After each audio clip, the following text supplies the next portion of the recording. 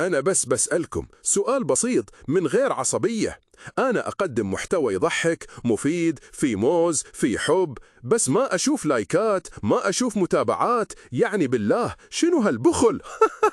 انت الحين تتابعني وتضحك وتقول حلوة حركة القرد، بس ما تفكر تضغط زر الإعجاب؟ يعني إيدك فيها شد عضلي، إصبعك مسافر. ولا تقول أنا كنت ناوي أتابع بس نسيت. يا أخي نسيت تتابع بس ما نسيت تعلق على فيديو حق تحدي أكل البطيخ بالمخ.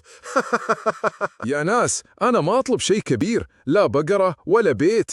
أنا بس أبي لايك صغير، متابعة بسيطة. ترى اللايك ما ينقص الراتب، المتابعة ما تنقص العمر، بالعكس تزيد البركة يا حبيبي. أنا قرد مو ساحر، إذا ما شفت دعم بروح أشتغل موزع مشاوير في الغابة. تعبت أقدم وأعطي وأنشر وأنتم قاعدين مثل الشجر تتفرجون.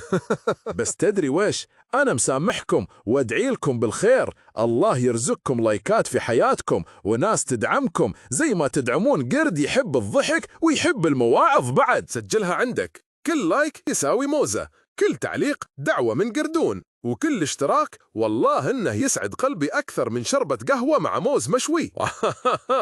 يلا نلتقي في الحلقة الجاية إذا ما كنتم مشغولين بالبخل الإلكتروني.